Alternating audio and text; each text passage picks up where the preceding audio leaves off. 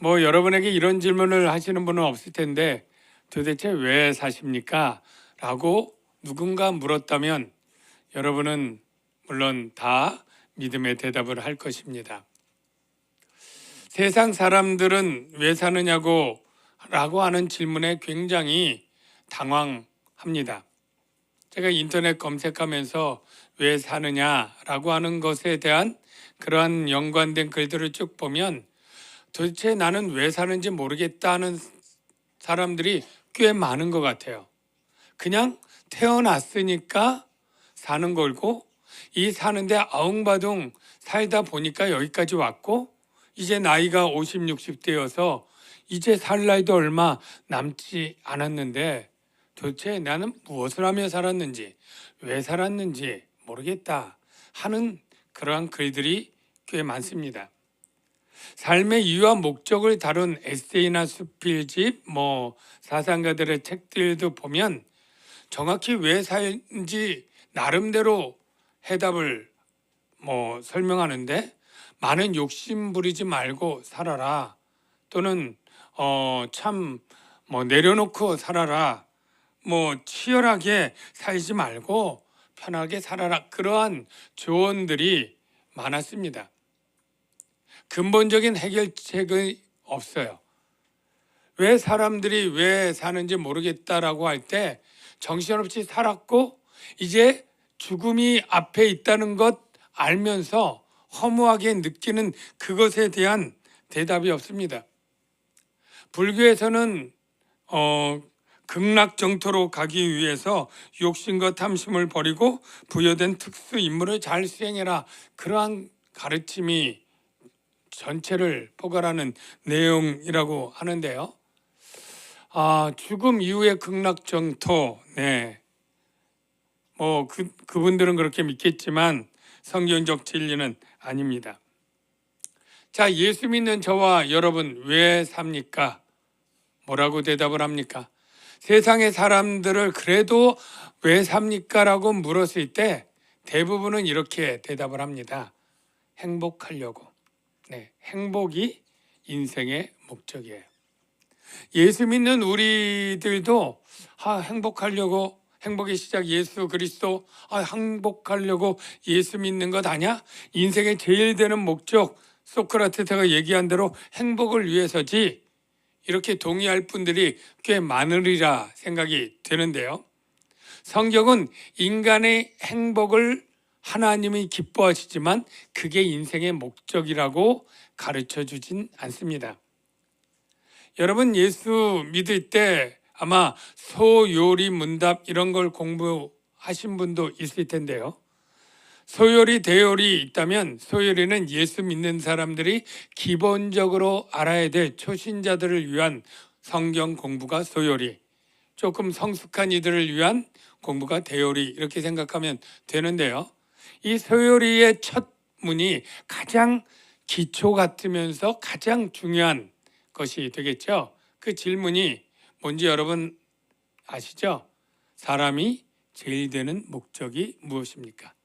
1, 2, 3, 4가 제일이 아니라 가장 으뜸되고 중요한 목적이 무엇입니까? 라고 할 때 그 대답이 뭐예요? 한마디로 말하면 하나님을 영화롭게 하고 그를 영원토록 즐거워하는 것이다. 여기 즐거워한다는 건 만족한다는 거죠. 그래서 행복하려고와 하나님께 영광 이 두 가지가 사람이 살아가는 목적이 대표적인 거예요. 뭐가 맞을까요? 뭐가 맞을까요? 우리는 대답을 이미 알 수 있죠? 하나님께 영광이 맞습니다. 왜 그렇게 하나님께 영광이라고 해야 되느냐면 하나님이 인간을 창조한 목적이 그렇습니다. 사람이 행복이 우선이라면 내 행복을 위해서 창조자가 필요하다라는 것은 논리적으로 이상하고 말이 안 맞고요. 창조주 하나님이 우리를 창조했다는 것을 믿을 때 하나님은 하나님의 영광을 위하여 창조했다. 성경에 이렇게 기록되어 있습니다. 확인해 보겠습니다. 이사야 43장 7절 보면 내 이름으로 불려지는 모든 자 곧 내가 내 영광을 위하여 창조한 자를 오게 하라. 자, 뭐라고요? 내가 내 영광을 위하여 창조한 자. 사랑하는 성도 여러분, 하나님께서는 여러분을 지으시고 창조하셨는데 하나님의 영광을 위하여 창조했다라고 분명히 가르쳐 주고 있습니다. 그렇다면 나는 하나님을 영광을 위하여 살아갈 때에 삶의 의미가 있고 그리고 행복해요.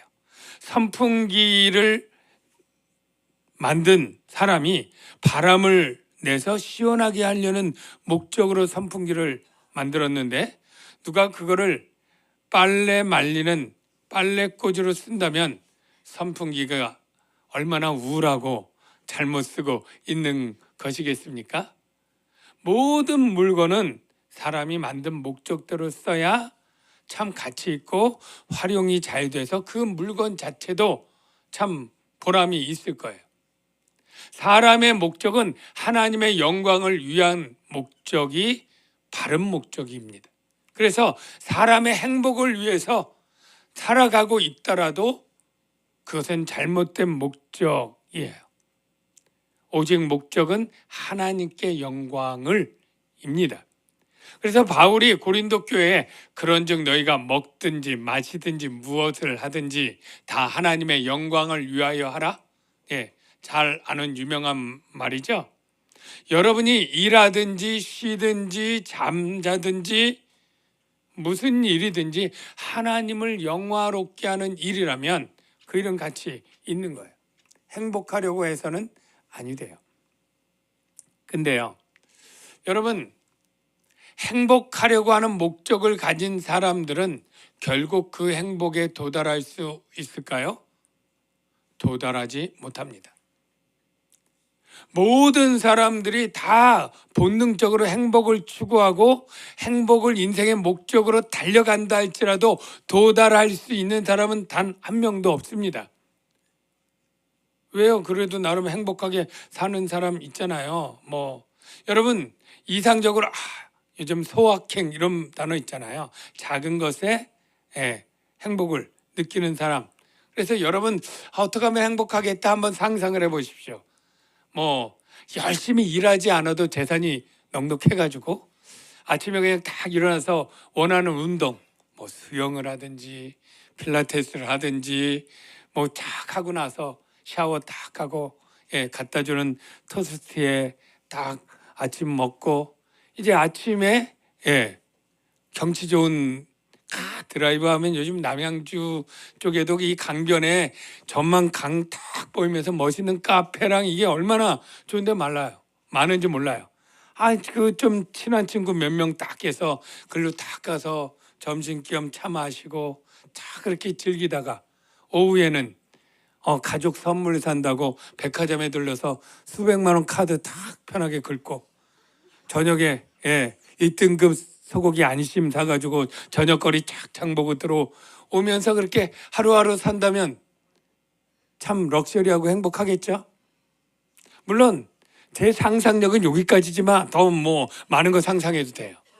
근데 만약에 그런 삶을 사는데 3일 후에 죽는다면 3일 후에 3일이 갑자기 과격하게 잡은 그러한 것이지만 결국 우리는 나든 사랑하는 가족이든 친구든 누구든 내 애완견이든 다 죽을 거잖아요.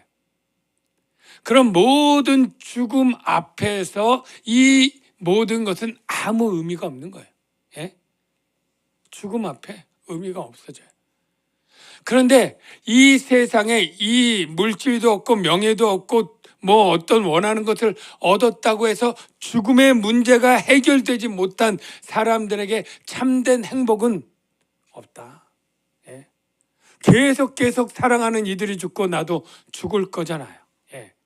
거기다가 죄의 문제, 내 속에 있는 죄뿐 아니라 다른 사람의 죄 때문에 억울하게 사고당하고 죽고 병들고 교통사고 나고 전쟁 나서 죽고 지진으로 죽고 이런 모든 이런 세상 가운데 참되게 평안할 날도 없고 행복할 날은 없는 거예요. 오직 하나님께 영광 돌리는 믿음의 사람들에게 이 두 가지 죄악과 죽음의 문제가 해결됐기 때문에 오히려 하나님께 영광 돌리는 사람이 참된 행복에 훨씬 더 올바르게 도달할 수 있다고 믿습니다. 하나님은 그래서 사람을 영광 돌리는 존재로 지었는데, 여러분, 영광 돌리는 일에도 두 가지 종류의 영광 돌림이 있어요. 소요리에 보면 어떤 영광이 있느냐면 보통 영광과 고등 영광이에요. 보통 영광은 모든 자연 피조물이 하나님의 능력과 신성을 나타내면서 영광을 돌리고 있습니다. 하늘의 엄청난 무별을 딱 보면서 아니 이렇게 큰 별들이 저렇게 조그맣게 보인다는 것은 저렇게 빛으로 1000년, 500년 이렇게 가서야 있다고 하는 이 넓은 우주는 어떻게 생겼는가? 누가 만들었는가? 하나님이 만들었다면 하나님은 얼마나 위대한 분이신가? 이러면서 하나님의 능력을 나타내고 있어요. 궁창이 하늘에 하신 일을 선포하듯이 바다, 노을, 그리고 낙엽, 이 조그만 피조물이 살아가는 생태계 곤충들 이런 거 볼 때 하나님의 슈퍼 지성이 느껴지고 하나님의 창작물의 위대함은 위대한 조각을 보면서 미켈란젤로를 그 위대한 예술성을 우리가 찬양할 수 있는 것처럼 그렇게 모든 피조물은 하나님의 영광을 나타내요. 이게 보통 영광이에요. 그런데 고등 영광은 무엇이냐면 바로 사람에게 준 자유의지로 선택해서 돌리는 영광이에요. 하나님은 사람을 로봇처럼 자동 영광 돌리는 기계로 만들지 않으셨다. 여러분, 알람 몇 시에 딱 하면 알아서 음악 나오고 알람 나와서 뭐 일어나세요, 카톡 왔어요, 뭐 다 하잖아요. 저장하면. 만일 하나님이 사람들을 지을 때 아침 8시에 일어나자마자 하나님 영광 받으세요, 그리고 뭐 때를 따라서 하나님 높임 받으세요, 존귀합니다, 그리고 밤에 하나님 사랑합니다, 자동으로 녹음해 놓고 시켜서 그거 들을 때 하나님이 흐뭇할까요? 네? 여러분 자녀를 그냥 어려서부터 군대식으로 안 하면 빠따 쳐가면서 아침 인사, 저녁 인사, 밤 인사 시켜가지고 그 인사 받으면 정말 효도 받는 기분에 흐뭇할까요? 이런 거는 하나님이 원치 않아요. 하나님이 사람을 특별하게 지은 것 중에 특별한 게 자유의지입니다. 스스로 선택해서 자발적으로 하나님께 사랑을 고백하고 영광 돌릴 때 그게 기쁜 거지, 강제적으로 억지로 그렇게 하는 것은 원치 않아요. 선악과에 왜 하나님은 전기담을 설치하지 않았는지 궁금해하는 사람이 있어요? 그래서 안 먹게 하는 것은 그것은 하나님이 크게 순종으로 기뻐하지 않아요. 자발적으로 하나님을 하나님으로 경외하면서 하나님이 금한 것이니까 내가 순종해서 안 먹는 내 자유의지 선택으로 먹을 수도 있지만 굳이 하나님께 순종하여 안 먹을 그 순종이 하나님이 기뻐 받으시는 순종이기에 전기 울타리를 쳐놓지 않은 거예요. 마찬가지입니다. 우리를 강제로 영광 돌리지 않고 우리에게 정말로 자유의지의 자신의 자발적인 선택으로 영광 돌리는 그 고등 영광을 하나님은 더 원하시는 거예요. 여러분이 이렇게 하나님께 영광 돌려야 되는데 오늘 본문에 예수님도 하나님께 영광 돌리는 기도를 하고 있습니다. 오늘 본문의 상황은 이제 예수님이 마가의 다락방에서 강화를 다 마쳤어요. 그리고 이제 겟세마네 동산에서 그 간절한 기도를 드리기 전에 요한은 바로 그 전에 대제사장적 기도를 드린 것을 유일하게 기록하고 있는데요. 이 기도는 그 어떤 예수님의 기도보다 가장 길고 그리고 제자들을 중보하는 대제사장적 기도를 드리고 있습니다. 먼저 이 예수님이 이 기도하는 장면이 겟세마네 전인 건 분명한데 겟세마네 가는 노중인지 어디쯤인지 장소는 정확히 몰라요. 그러나 시간은 밤 12시가 넘었다고 보여집니다. 아침 9시에 십자가 달리죠. 겟세마네 동산에서 새벽 2, 3시까지 기도했다 보면 하여간 12시 넘어 1시 어느쯤인가 이제 기도를 하는데 하늘을 우러러 눈을 들어 기도를 시작합니다. 제가 이것 보고 찔리는 게 있어요. 제가 처음 대학교 졸업하고 교사할 때 주일학교 애들 눈 뜬 애들마다 눈 뜨지 말고 기도해. 근데 보니까 예수님도 눈 뜨고 하늘에 보고 기도를 했네요. 네. 우리가 눈을 감고 손을 모으고 무릎 꿇고 이런 것들은 마음을 하나님께 온전히 집중하기 위한 것이지 반드시 철칙은 아닙니다. 예. 우리는 언제나 기도할 수 있기 때문에 운전하고 가다가도 기도할 수 있고 한데 운전하면서 눈 감으면 안 되잖아요. 예. 그래서 그 작은 거지만 그런 오해가 있어서는 안 되고요. 그 기도하는데 뭐라고 기도하느냐 하면 17장 1절에 보니까 아버지여 때가 이르렀사오니 이렇게 얘기해요. 그럼 이 때가 언젠가 이거부터 궁금하잖아요. 이 때가 이르렀사오니 아들을 영화롭게 하사, 그러니까 때랑 아들을 영화롭게 하는 게 같은 시점에 일어나는 사건이고 그때인데 아들이 영화롭게 되는 때가 언제일까? 여러분, 아들이 영화롭게 되는 때는 언제냐면 바로 사명을 완수하고 아버지께 돌아갈 때입니다. 여러분, 예수님은 이 땅에 왜 오셨어요? 예수님이 말씀이 육신이 되어 올 때는 바로 하나님이 보내셔서 왔는데 보내실 때는 사명이 있어요. 가서 뭔 일을 해라. 네가 창세 전에 하나님과 동등한 영광을 가진 분이 낮고 천한 인간이 될 때 이유 없이 된 건 아니잖아요. 네가 인간이 되어서 이라 그러니까 조금 하여간 아들 예수님이 인간이 되어서 해야 될 일이 있는데 바로 아버지의 이름을 나타내고 아버지의 주신 말씀, 아들을 믿는 자마다 영생을 얻는 이러한 복음의 말씀을 전하는 것하고 그 복음이 이루어지기 위해서 해야 될 일이 뭐예요? 십자가의 죽음, 대속의 죽음이죠.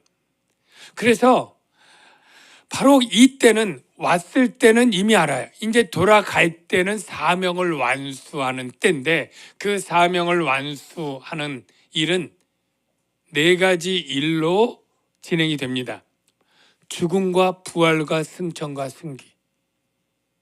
여러분 기억해 보십시오. 이게 거의 연달아 있는 거죠. 33년 공생애 중에 이 마지막에 몰아서 십자가의 대속의 죽음을 죽고 구속을 성취해서 하나님이 살리시고 하늘에 다시 올리사 존귀하게 하셔요.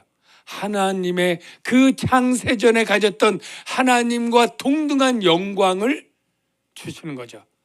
승천과 승귀는 말이 비슷하지만 조금은 달라요. 승천은 땅에서 하늘로 갔다는 어떤 공간적인 위치 이동이라면 승귀는 신분이 인간이 천한 인간에서 하나님의 영광으로 신분이 올라가는 거죠. 이거는 육체가 올라가는 것이고. 그래서 이걸 나타낸 말씀이 빌립보서 2장 8절 이하인데요. 사람의 모양으로 나타나사 자기를 낮추시고 죽기까지 복종하셨으니 곧 십자가에 죽으심이라. 이게 바로 죽음이죠. 그 다음에 하나님이 어떻게 해요? 이러므로 하나님이 그를 지극히 높여에서는 부활시키고 승천, 승귀 세 가지가 다 담겨 있는데요. 모든 이름 위에 뛰어난 이름을 주고 하늘에 있는 자들, 땅에 있는 자들, 땅 안에 있는 자들, 네, 세 개 다 합치면 온 모든 우주의 모든 존재, 피조물이에요. 피조물에게 모든 무릎을 예수의 이름에 꿇게 하시고 하나님의 영광을 회복시켜 주는 거죠. 모든 입으로 예수 그리스도를 주, 곧 큐리어스, 여호와 하나님으로 시인하여 하나님 아버지께 영광을 돌리게 하셨느니라. 즉 예수님은 자기의 십자가 죽음의 때가 왔는데 하나님께 이 죽음과 부활과 승천과 승귀를 하나님이 하심으로 나를 영화롭게 하시고 그 영화의 결과 하나님 아버지도 영광을 받으시옵소서. 이런 기도를 하는 거예요. 여러분, 예수님이 영광을 받으실 이유가 충분히 있다라고 생각합니다. 왜 예수님은 영화를 받아야 되고 영광을 받아야 되느냐? 여러분, 요즘 제가 보진 못했지만 계속 연예대상 무슨 시상식 하죠. 그때 상을 받는 사람들은 아마 어떤 프로에서 많은 시청자들에게 기쁨과 즐거움과 뭐 이런 것들을 주고 크게 유익을 줘서 만족을 높이고 대박이 시청률이 나게 하고 뭐 이래서 상을 받을 거예요. 마찬가지로 예수님이 하나님, 내가 이제 영광을 받아야 되겠습니다. 내가 그런 일을 했습니다. 라고 한다면 그 이유가 뭐겠어요? 어떤 일이 대박나도록 훌륭하게 잘한 일인가요? 영광받을 이유가 뭡니까? 라고 말할 때 딱 한 단어, 뭘까요? 예수님은 왜 영광을 받아야 됩니까? 뭘 잘했기에, 뭘 탁월하게 했기에, 그 누구도 할 수 없는 무엇을 했기에 그럴까요? 네, 바로 영생입니다. 영생을 주는 일. 여러분, 영생을 주는 일을 세상 어떤 사람이 할 수 있는 사람이 있어요? 어떤 신이라고 하는 수많은 경배를 받는 신이 영생을 줄 수 있었습니까? 다 거짓이죠. 예. 그래서 2절에 이렇게 말하고 있죠. 아버지께서 아들에게 주신 모든 사람에게, 물론 모든 사람은 모든 인류는 아니에요. 하나님이 선택하고 주고자 한 구원받기로 작정된 자 모든 사람에게 영생을 주시려고 만민을 다스리는 권세, 만민을 다스리는 권세를 아들에게 주셨음이로다. 십자가의 대속의 죽음으로 말미암아 만민을 영생을 주거나 심판할 수 있는 권한을 갖고 택한 모든 자에게 영생을 주는 이게 영광받을 최고의 이유입니다. 여러분, 이 생의 최고의 선물이 뭡니까? 영생이에요. 여러분 중에 가장 비싼 선물을 받은 게 뭐가 있습니까? 명품 뭘 받았습니까? 수백만 원짜리? 아니면 혹시 수천만 원짜리 외제차를 받은 분은 없겠죠. 뭐 수십억짜리 아파트를 받은 분도 없겠죠. 그런 걸 받는 것도 너무너무나 놀랍고 대단한 일이지만 영생을 비교하면 아무것도 아니지 않습니까? 예? 그 영원한 형벌에서 건져지고 하늘나라의 영원한 생명 얻는 이 영생의 선물을 받는 게 너무나 놀라운데, 그리고 놀라운 말을 한마디 더 하죠. 3절, 영생은 곧 유일하신 참 하나님과 그가 보내신 자 예수 그리스도를 아는 것이니이다. 이게 왜 놀라우냐면 우리가 가치 있고 좋은 거는 반드시 공짜가 없습니다. 대가가 있습니다. 예. 그렇다면 가장 귀한 영생은 우리가 엄청난 대가를 치러야 되는 것처럼 생각하기 쉬운데, 영생을 뭐라고 하느냐면 곧 유일하신 참 하나님, 하나님이 거짓신들 다 빼고 유일하고 하나님만이 참신이고 이것 아는 것하고 예수님이 하나님의 아들로서 하나님이 보낸 분, 이것 아는 것이니다. 이게 영생의 정의를 말한 건 아니에요. 영생의 정의는 영원토록 사는 삶, 이게 영생의 정의고, 영생을 얻는 방법을 얘기하는 건데 이게 뭐예요? 누구나 할 수 있다라는 거예요. 차별 없이 누구나.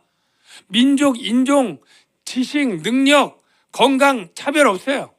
어떤 사람이 나는 몸이 약해서 못 믿겠어. 핑계입니다. 나는 일이 바빠서 못 믿어. 핑계입니다. 나는 이해력이 딸려서 못 믿어. 핑계입니다. 예? 너무 어려워서 못 믿어. 핑계입니다. 하나님은 이 영생을 주는 것에 내가 원래 IQ가 낮은 사람, 원래 가난한 사람, 원래 흑인인 사람, 백인인 사람, 원래 이방인, 유대인, 로마인 어떤 것에도 차별 없이 영생을 이렇게 간단하게 하나님과 예수님을 아는 것에, 믿는 것에 있다. 얼마나 쉽습니까? 얼마나 은혜입니까? 바로 이것을 주는 일을 감당한 게 예수님이고, 그것을 믿는 자에게 영생을 주는 것이 최고의 선물인 거죠. 이제 결론적으로 오늘 주제처럼 한 가지만 말씀드리는데, 여러분이 하나님께 영광을 돌리는 게 삶의 목적이라면 어떻게 해야 하나님께 영광을 돌리며 살 수 있을까? 이걸 알아야 되잖아요. 근데 제가 여러 번 얘기했지만, 여러분이 전교 1등을 해서 수석으로 어디를 들어가고 아니면 그냥 경영의 능력이 있어서 사업을 구멍가게로 했는데 대박난 그냥 수백억의 매출을 올리는 기업체가 되고, 또는 여러분이 공부를 너무 잘해가지고 무슨 상을 타고 연기를 잘해서 상을 타고 이런 걸로 생각한다면 우리는 불가능합니다. 거의 대부분 불가능해요. 영광 못 돌려요. 그런 일이 있어야 이 모든 것 하나님께 영광을 돌립니다. 수상 소감이라도 할 텐데 그런 일이 아예 없어요, 우리에겐. 그러면 어떻게 영광을 돌릴 수 있느냐? 예수님이 영광 돌리는 법, 하나님을 영화롭게 하는 법이 4절에 있습니다. 볼까요? 뭐라고 하냐면, 아버지께서 내게 하라고 주신 일을 내가 이루어 아버지를 이 세상에서 영화롭게 하였사오니. 하나님을 영화롭게 하는 법이 뭐예요? 아버지가 내게 하라고 주신 일, 이걸 두 글자로 사명이죠. 가서 내 이름을 나타내고 내가 너에게 하라고 한 말 한 다음에, 그리고 그 복음을 이루기 위해서 십자가에 죽는 죽음, 이게 사명이었어요. 이 사명을 이루어서, 아직 이루기 전이지만 예수님은 이루기로 확신했기 때문에 그렇게 쓴 거예요. 십자가의 죽음까지 사명을 이루는 것이 영광을 돌리는 거예요. 예수님의 사명 이룸은 이루어졌을까요? 이루었습니다. 어디에서 확인할 수 있느냐면 십자가 상에서 예수님이 고백하죠. 예수께서 심포도주를 받으신 후에 다 이루었다. 하나님이 내게 하라고 하신 일을 다 이루었다 하시고 머리를 숙이고 영원히 떠나가시더라. 자, 저와 여러분을 이제 적용하겠습니다. 여러분을 이 세상에 태어날 때 하나님이 사명을 안 주고 얘는 내가 할 일을 못 줘서 보냈네, 할 사람이 단 한 명이라도 있을까요? 없습니다. 하나님은 여러분을 핏값으로 사셨다고 했고 머리털도 세신바 되었다고 합니다. 여러분이 앉고 일어섬을 아시고 여러분이 어머니 모태에서 장부를 지을 때까지 하나님은 아시는 존귀한 분이라고 할 때, 이 세상에 갈 때 그냥 목적도 없이 그냥 탁 던져진 진흙덩이처럼 여러분이 된 것이 아니에요. 여러분에게 사명이 있습니다. 그 사명을 이루는 것은 쉬울까요? 어쩌면 어려울 수 있겠죠. 예수님이 십자가에 지는 사명 이루었지만 쉽지 않았던 것처럼 어쩌면 우리 각자에게 주어진 하나님이 하라고 하신 일, 그게 어려울 수도 있어요. 그러나 불가능한 일은 단 한 건도 없을 것이다. 왜? 하나님은 전지전능하사 각 사람의 속을 아시고 그에 맞는 할 수 있는 일을 최선으로 주시는 능력의 하나님이신 거예요. 우리가 시험 당할 때에도 감당치 못할 시험 당함을 허락지 아니하시고 시험 당할 즈음에 피할 길을 내게 하시는 하나님이 맞다면 우리에게 사명을 주는데 우리의 능력과 재능과 여건과 건강 상태와 환경과 믿음의 형편과 모든 것을 너무나 잘 아시는 하나님이 그런 믿지 않는 가정에서 힘들게 신앙 생활하고 경제적으로 어려워서 일하기에 바쁜 어떤 사람에게 할 수 없는 사명을 주는 것은 아닙니다. 그에게 맞춰서 주실 것이고 힘들지만 감당할 수 있도록 하나님은 해주시는 사명만을 주신다고 믿습니다. 그래서 물론 그 사명을 완수하고 내려놓을 수도 있겠지만 우리가 사명이 힘들다고 어렵다고 정말 이러면서 맞춰지지 않는 사명을 내려놓는다면 그것은 하나님을 실망시켜드리고 하나님을 영화롭게 하지 못하는 일이 될 것입니다.